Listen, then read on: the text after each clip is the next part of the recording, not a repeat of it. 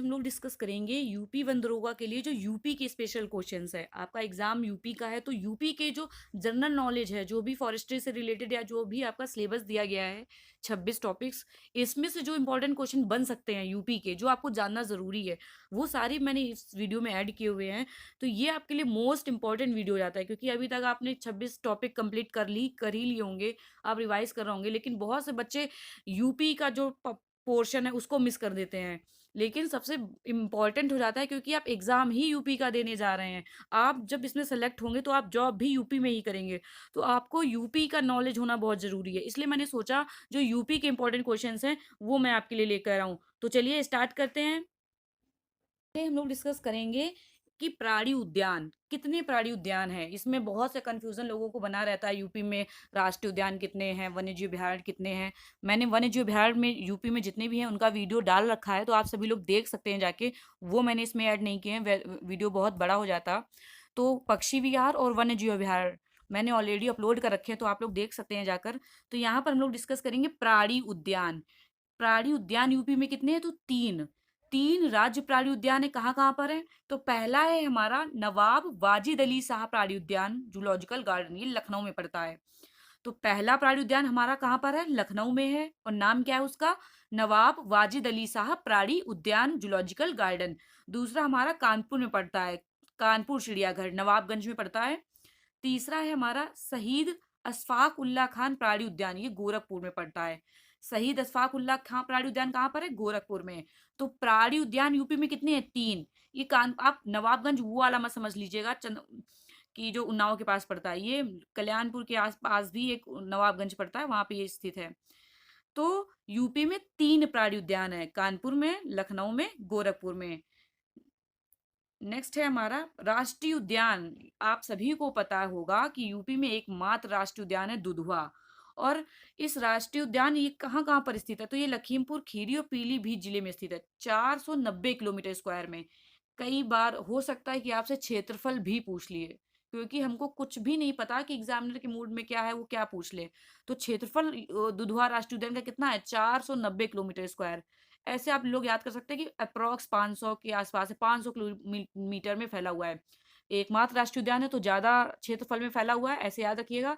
500 के आसपास, तो 490 आप लोग टिक कर देंगे। तो लखीमपुर खीरी और पीलीभीत जिले में ये है दुधवा राष्ट्रीय उद्यान। ये स्थापित कब हुआ था? 1968 में ये स्थापित हुआ था, और 1977 में ये राष्ट्रीय उद्यान का दर्जा इसको मिला है। वैसे क्वेश्चन में पूछा जाता है दुधवा राष्ट्रीय उद्यान कब बना, तो आंसर 1977 ही आपको देखने को मिला होगा जहां जहां आपने टेस्ट दिए होंगे। लेकिन ये बना था 1968 में। और राष्ट्रीय उद्यान कब बना है? 1977 में। लेकिन दुधवा राष्ट्रीय उद्यान 1977 में राष्ट्रीय उद्यान बना। एक क्वेश्चन और पूछा जा सकता है कि दुधवा टाइगर रिजर्व कब बना, तो ये देखिए मैंने आगे लिख दिया, तो 1987 में। 1987 में ये क्या हुआ? ये टाइगर रिजर्व का दर्जा इसको मिला है। लेकिन राष्ट्रीय उद्यान यूपी में एक ही है, ठीक है, ये आप लोग याद रखिएगा। नेक्स्ट है हमारा टाइगर रिजर्व यूपी में कितने हैं? तो टाइगर रिजर्व यूपी में तीन हैं। यूपी में कितने टाइगर रिजर्व हैं? तीन। वैसे ऑल ओवर इंडिया 18 राज्य ऐसे हैं जिसमें टाइगर रिजर्व पाए जाते हैं, और 16 राज्य ऐसे हैं जिसमें हाथी रिजर्व पाए जाते हैं। तो यूपी में हमारे कितने हैं? तो यूपी में हमारे तीन हैं। पहला है दुधवा टाइगर रिजर्व, 1987 में बना था, अभी मैंने आपको बताया।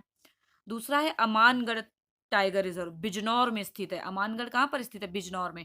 पहले ये जो था जिम कार्बेट का हिस्सा था, ये नेपाल, सॉरी उत्तराखंड जब यूपी का भाग था तब ये जिम कार्बेट का हिस्सा था। जब ये इससे अलग हो गया तो उसको 2012 में अमानगढ़ टाइगर रिजर्व घोषित किया गया। जो दुधवा टाइगर लखीमपुर बहराइच, और जो तीसरा है Pilibhit tiger reserve, Pilibhit tiger reserve 2014 में घोषित हुआ है। तो पीलीभीत आपसे पूछा जा सकता है कि इसको निर्मित हुए कुछ ही साल हुए हैं, कि पीलीभीत टाइगर रिजर्व कब घोषित हुआ, तो 2014 में घोषित हुआ है पीलीभीत टाइगर रिजर्व। और एक क्वेश्चन मुझे याद आ रहा है करंट से रिलेटेड, कि T+2 अवार्ड किस टाइगर रिजर्व को मिला है? तो सत्यमंगलम टाइगर रिजर्व को भी मिला है और पीलीभीत टाइगर रिजर्व को भी मिला है। तो ए और सी दोनों आप दे सकते हैं ऑप्शन में, अगर दोनों ऑप्शन में दिए हो। सत्यमंगलम टाइगर रिजर्व जो कि हमारा तमिलनाडु में स्थित है, और पीलीभीत टाइगर रिजर्व जो कि हमारा यूपी में स्थित है। अब यूपी की जलवायु।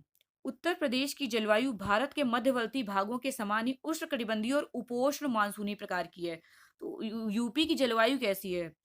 तो यूपी की जलवायु कैसी है? उष्णकटिबंधीय और उपोष्ण मानसूनी है। यूपी कर्क रेखा के ऊपर स्थित है, अर्थात अक्षांशीय दृष्टि से यूपी उपोष्ण कटिबंध में स्थित है। कर्क रेखा 23.5 डिग्री नॉर्थ, इसके ऊपर यूपी पड़ता है। तो जो यूपी है वो उप उष्ण यानी उष्ण और शीतोष्ण के बीच में स्थित है, उपोष्ण कटिबंध में हमारा यूपी स्थित है। ये भी आपको पता होना चाहिए, पूछा नहीं जाएगा लेकिन आप यूपी का एग्जाम दे रहे हैं तो आपको बेसिक नॉलेज होनी चाहिए। नेक्स्ट है हमारा शीत ऋतु यूपी में कब पड़ती है, तो आपको सभी लोगों को पता होगा लेकिन कई बार ऐसा होता है कि जब हम ऑप्शन देखते हैं कि अक्टूबर से जनवरी या अक्टूबर से फरवरी, तो वहां पे थोड़ा सा हम लोग मतलब कंफ्यूज हो जाते हैं, इसलिए मैंने यहाँ पे क्लियर कर दिया है क्योंकि एक बार आपकी आंखों के सामने से गुजरेगा तो आपको याद रहेगा। नवंबर से फरवरी के बीच में पड़ती है और सर्वाधिक ठंडा महीना यूपी का जनवरी का है। ये यूपी से रिलेटेड बात हो रही है। यूपी का सर्वाधिक ठंडा महीना कौन सा होता है? जनवरी। और एक क्वेश्चन था कि यूपी में सबसे ज्यादा बारिश किस महीने में होती है, तो मोस्टली लोग इसका आंसर जुलाई लगा के आते हैं लेकिन यूपी में सबसे ज्यादा बारिश अगस्त के महीने में होती है।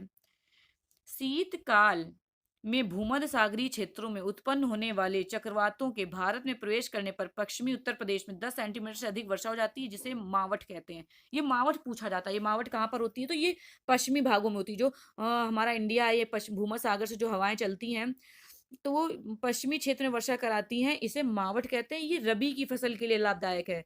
ये भी पूछा जाता है कि पश्चिमी विक्षोभ से यूपी में जो वर्षा होती है वो किस फसल के लिए लाभदायक है, तो रबी की फसल के लिए। भूमध्य सागरीय क्षेत्रों से उत्पन्न होने वाली जो वर्षा होती है उसको पश्चिमी विक्षोभ भी कहा जाता है। शीत ऋतु में होती है मोस्टली ये वर्षा, तो इसे क्या कहते हैं? मावठ। ये नाम याद रखिएगा, ये इंपॉर्टेंट है इसलिए मैंने यहाँ पे शामिल कर दिया कि उसे क्या कहते हैं? मावठ कहते हैं। पश्चिमी विक्षोभ इसको जाना जाता है, भूमध्य सागरीय वर्षा को।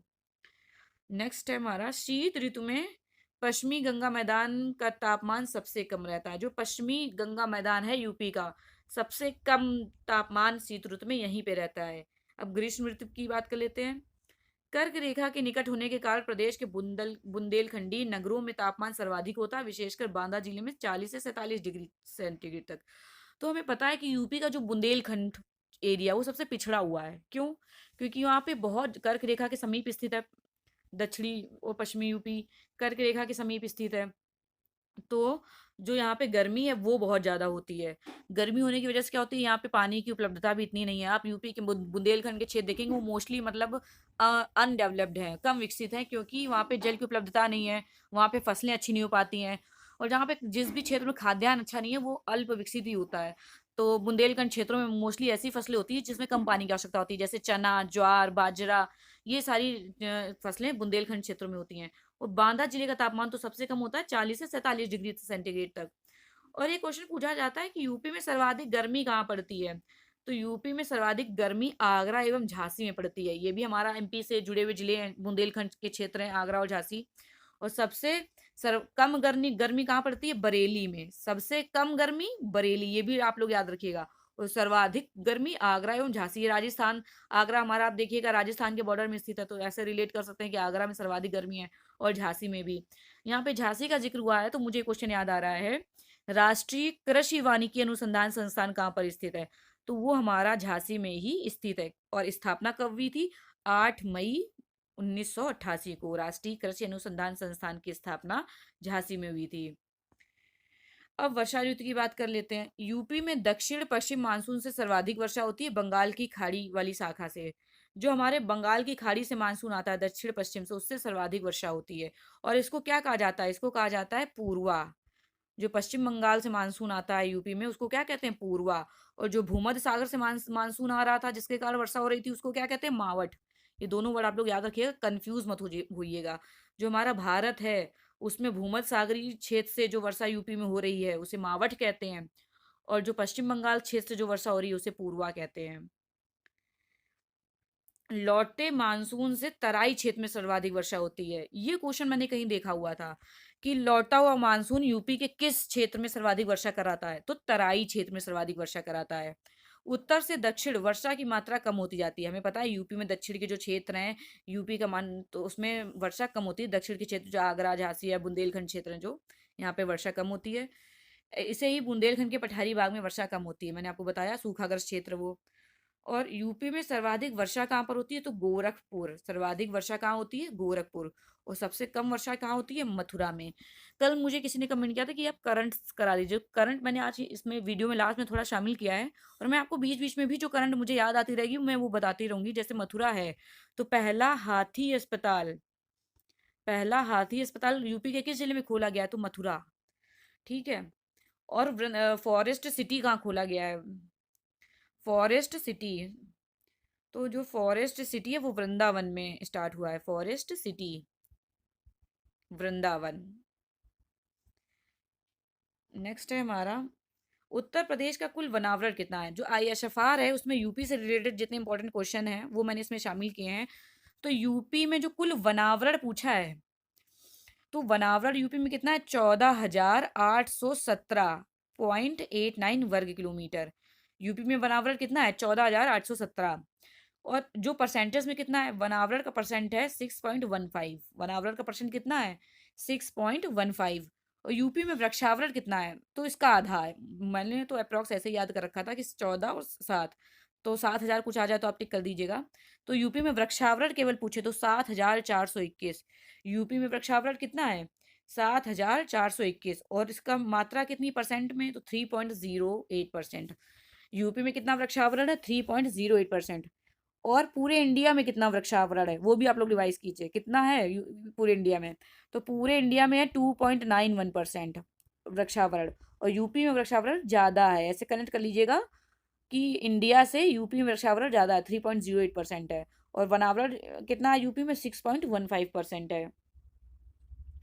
वनावरण और वृक्षावरण टोटल एरिया कितना पड़ जाता है? तो 22,238.89 वर्ग किलोमीटर। तो वनावरण और वृक्षावरण टोटल पूछे तो उसका आंसर होगा 22,238। उत्तर प्रदेश में कितने भूभाग पर वन और वृक्षावरण है? वन और वृक्षावरण हम दोनों जोड़ेंगे तो इन इन दोनों का परसेंटेज आप जोड़ दीजिए, 6.15 और 3.08। तो 9.23, 9.23 ऐसा परसेंट है जो यूपी में वन और वृक्षावरण है। यानी यूपी में 10% से कुछ कम वृक्षावरण है। ऐसे आप लोग याद कर सकते हैं अगर भूल जाए तो। वैसे तो आप लोग को ये डिजिट याद हो गई होगी, लेकिन ऐसे दिमाग में रखने के लिए कि यूपी में 10% के आसपास वृक्षावरण है, मतलब टोटल वनावरण और वृक्षावरण। नेक्स्ट है हमारा 2019 की तुलना में 2021 में यूपी के वनावरण में कितनी वृद्धि हुई है? तो वृद्धि ज्यादा नहीं हुई है, वृद्धि सिर्फ कितनी हुई है? 12-24, मतलब 12 किलोमीटर की। तो 12 का दुगना किया 24, ऐसे याद करिएगा, 12.24। ये सिर्फ इसलिए मैंने ये ट्रिक बता देती हूँ कि थोड़ा सा दिमाग में रह जाए चीजें, कि 12.24 किलोमीटर की वृद्धि हुई है यूपी में। परसेंटेज में कितना है? तो 0.08, 0.1 भी नहीं है, ये देखिए कितना कम है, 0.08% की वृद्धि हुई है। नेक्स्ट है हमारा, यूपी के किस जिले के वनावरण में सर्वाधिक वृद्धि हुई है? तो वनावरण में सबसे ज्यादा वृद्धि पूछे तो सहारनपुर में हुई है। वैसे तो सर्वाधिक वनावरण कहाँ पर है यूपी में? सोनभद्र में है, लेकिन वनावरण में वृद्धि पूछे तो कहाँ पर हुई है वृद्धि? सहारनपुर में। वनावरण में वृद्धि कहाँ हुई है? सहारनपुर में।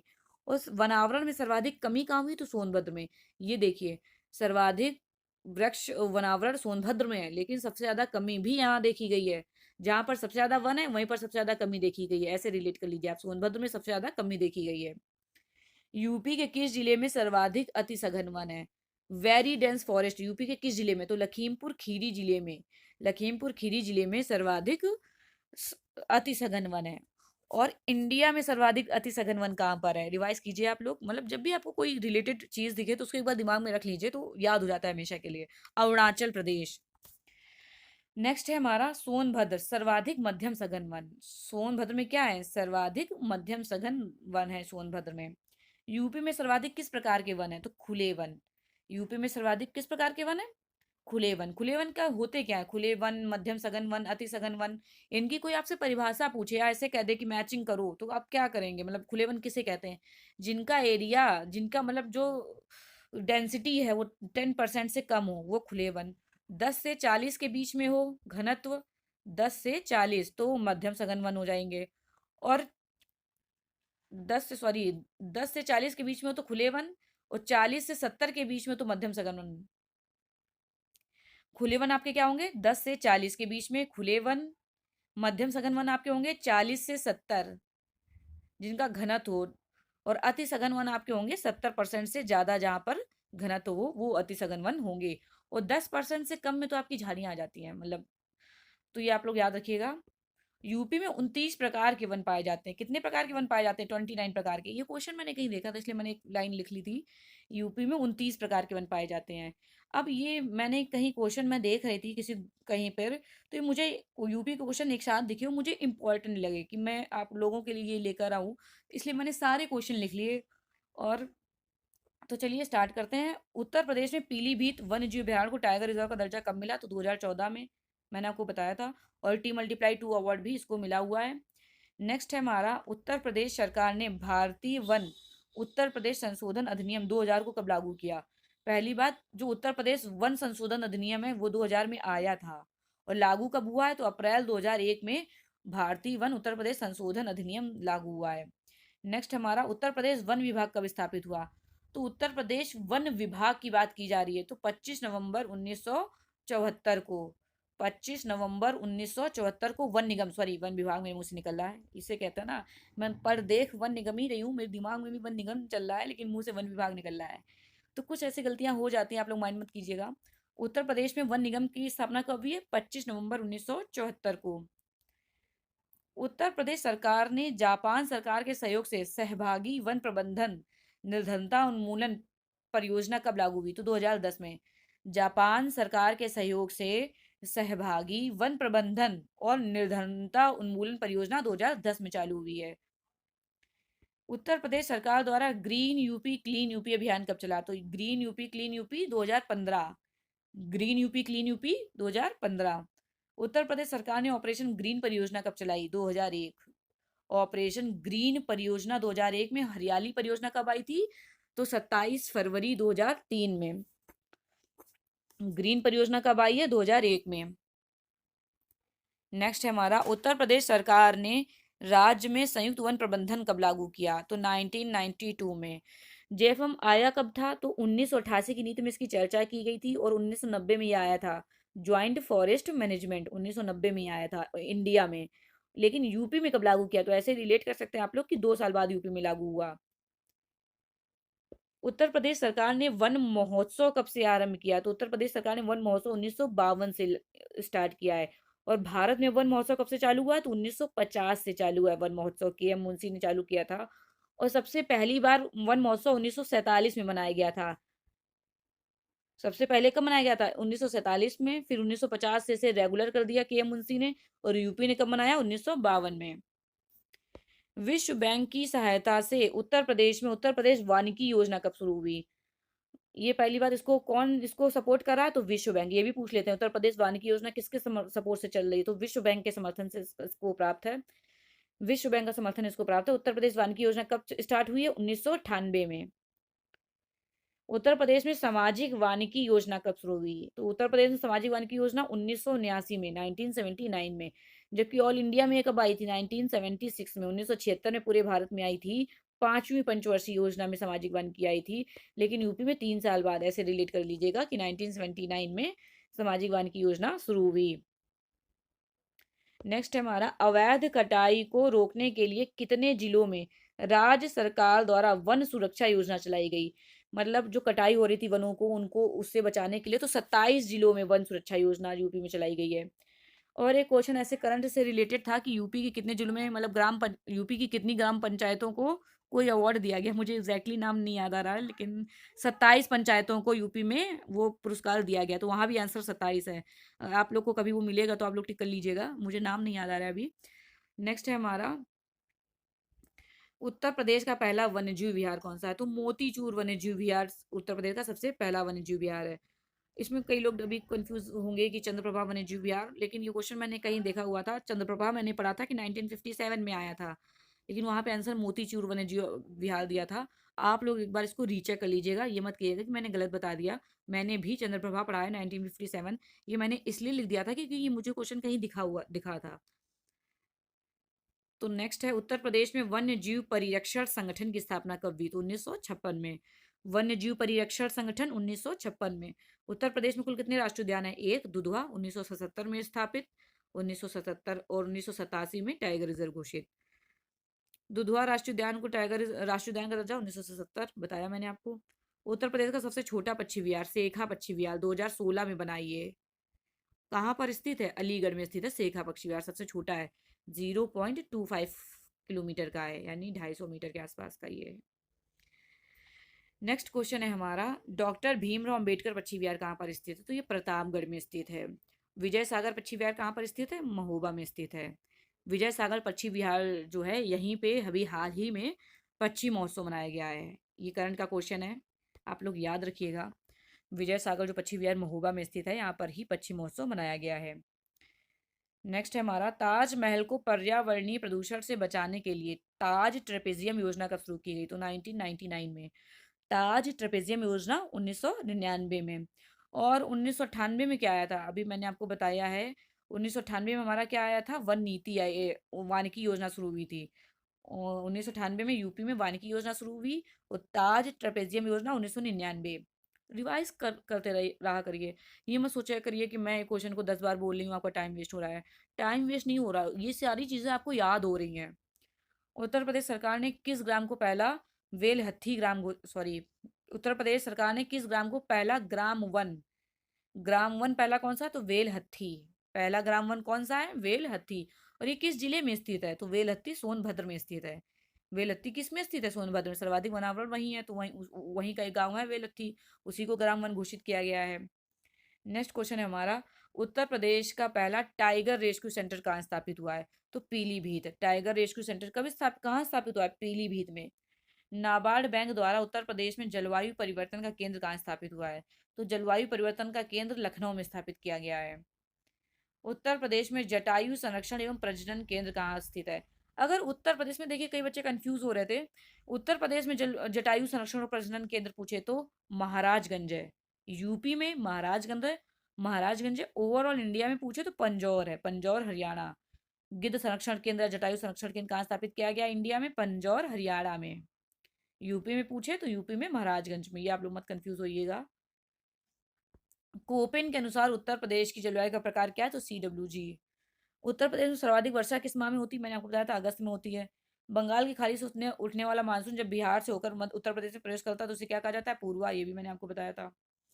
वायु अपर्दन से सर्वाधिक प्रभावित जिला कौन सा है? तो मथुरा।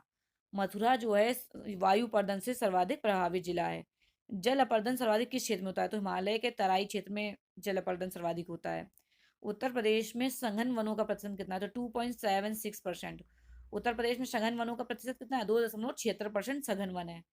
कागज उद्योग में कौन सी वनस्पति प्रयुक्त होती है? तो बांस। बांस को, एक मुझे क्वेश्चन याद आ रहा है कि गौड़ वनोपज में उसमें किसमें मतलब किस वन अधिनियम के द्वारा बांस को काट गिराने का अधिकार दिया गया है, यानी वृक्ष की परिभाषा से बाहर किया गया है? तो वो 2017 का अधिनियम है। 2017 का अधिनियम है, ये आप लोग याद रखिएगा। जो 2017 का अधिनियम है, ये वन अधिनियम 1972 का ही संशोधन हुआ था 2017 में। उसमें ये कहा गया था कि बांस अब वृक्ष की परिभाषा नहीं है, वृक्ष से उसको बाहर कर दिया था। ये देखिए मैंने लास्ट में आपको करने के क्वेश्चन ऐड कर दिए हैं। छत्तीसगढ़ के किस राष्ट्रीय उद्यान में दुर्लभ नारंगी रंग के चमगादड़ की प्रजाति देखी गई? तो कांगेर घाटी राष्ट्रीय उद्यान में नारंगी रंग की चमगादड़ की प्रजाति देखी गई है। नेक्स्ट है हमारा, पर्यावरण मंत्रालय द्वारा नील कुरंजी को संरक्षित पौधों की सूची में शामिल किया गया है। जो नील कुरंजी है ये कहाँ पर पाया जाता है? तो ये पश्चिमी घाट में पाया जाता है। एक और क्वेश्चन है कि नील कुरंजी को भारतीय वन्य जीव संरक्षण अधिनियम 1972 की किस अनुसूची में शामिल किया गया है? तो ये भी आप लोग याद रखिएगा कि नील कुरंजी अनुसूची 3 में शामिल है। नेक्स्ट है हमारा, उत्तर प्रदेश के किस जिले में हिमालय पर पाया जाने वाला सफेद गिद्ध पाया जाता है? तो सफेद गिद्ध कहाँ पाया गया है? कानपुर में पाया गया है। नेक्स्ट हमारा, उत्तर प्रदेश के किस टाइगर रिजर्व को लेपर्ड कैट का विशेष संरक्षण करने के लिए चुना गया? तो दुधुआ टाइगर रिजर्व को लेपर्ड कैट का विशेष संरक्षण करने के लिए चुना गया है। उत्तर प्रदेश कितने अति संवेदनशील जिलों में क्लाइमेट स्मार्ट, मैं आपसे शुरुआत में कह रही थी ना कि क्वेश्चन है कि जलवायु से रिलेटेड, सॉरी ग्राम पंचायत से रिलेटेड, जिसका आंसर 27 ही है। तो ये क्वेश्चन देखिए, उत्तर प्रदेश के कितने अति संवेदनशील जिलों में क्लाइमेट स्मार्ट ग्राम पंचायत योजना विकसित की जा रही है? तो क्लाइमेट स्मार्ट ग्राम पंचायत योजना कहाँ विकसित की जा रही है? 27 जिलों में। कितने जिलों में? 27 जिलों में विकसित की जा रही है। केंद्रीय बजट 2023 के अंतर्गत मैंग्रोव वनों के संरक्षण हेतु समुद्र के किनारे मैंग्रोव वृक्षारोपण करने हेतु मिष्टी योजना का शुभारंभ किया गया है। तो मिष्टी योजना आपसे पूछी है किससे संबंधित है? तो ये मैंग्रोव से संबंधित है। मिष्टी योजना 2023 के बजट में आई थी। मैंग्रोव से संबंधित मुझे क्वेश्चन याद आ रहा है कि कोप 27 में जो अभी कोप 27 हुआ है, जो आपके सिलेबस में भी है, उसमें जो मैंग्रोव से संबंधित जो अलायंस हुआ है वो किस किस के बीच में हुआ है, तो उसमें भारत नहीं शामिल है। ये कन्फ्यूजन आप लोगों को होगा, मैंने लास्ट वीडियो में भी आपको बताया था। ये बार बार चीज़ इसलिए मैं रिपीट कर रही हूँ, आपके दिमाग में सेट हो जाए। तो उसमें यूएई और इंडोनेशिया के बीच में अलायंस हुआ है मैंग्रोव पर, MAC मैंग्रोव अलायंस, यूएसी और इंडोनेशिया के बीच में, ये भी आप लोग याद रखिएगा। मैंग्रोव वन कुल भौगोलिक क्षेत्र के कितने परसेंट भाग पर है, तो 0.15% भाग पर है। सबसे ज़्यादा मैंग्रोव कहाँ पाए जाते हैं, पश्चिम बंगाल में 2114 वर्ग किलोमीटर। दूसरे नंबर पर गुजरात में 1175 वर्ग किलोमीटर। तीसरे नंबर पर अंडमान निकोबार में 616 वर्ग किलोमीटर। ये मैंग्रोव वनों का आपको क्रम लगाने को आ सकता है, इसलिए मैंने ये सब याद कर रखे हैं। नेक्स्ट क्वेश्चन है हमारा, तमिलनाडु सरकार ने राजकीय पशु संरक्षण के लिए नीलगिरी तहर परियोजना शुरू की है। तो नील आपसे ऐसे भी पूछा जा सकता है कि नीलगिरी तहर को किसने राजकीय पशु घोषित किया है, तो तमिलनाडु सरकार ने घोषित किया है। थाईलैंड में जीवाणु जनित रोग येलो बैंड डिसीज ने समुद्र तल के विशाल हिस्से में प्रवालों को नुकसान पहुंचाया है। तो येलो बैंड डिसीज किससे संबंधित है, प्रवालों से। येलो बैंड डिसीज से प्रवालों को हानि पहुंची है। नेक्स्ट है हमारा, आंध्र प्रदेश में ऑलिव रिडले कछुए की सामूहिक हत्या की घटना दर्ज हुई है। यह से पूछा जा सकता है कि अभी हाल ही में ऑलिव रिडले कछुओं की हत्या का मामला कहाँ दर्ज हुआ है। तो आप लोग उड़ीसा मत लगा के आइएगा, क्योंकि ऑलिव रिडले आपने जब भी आप सुनेंगे तो आपके दिमाग में सिर्फ उड़ीसा क्लिक करता है। तो उसका आंसर उड़ीसा नहीं होगा, उसका आंसर आंध्र प्रदेश होगा। जो ऑलिव रिडले कछुओं की हत्या हुई है वो आंध्र प्रदेश में हुई है। तो ये थे मेरे आज के इंपॉर्टेंट क्वेश्चंस। आप लोग प्लीज़ बताइएगा कि आप लोगों को ये सब कैसे लगे। ये सब मैंने बहुत मेहनत से लिखे हैं, ढूंढ ढूंढ के आप लोगों के लिए। तो प्लीज़ आप लोग कमेंट करिएगा कि आप लोगों को कैसे लगे। Thank you.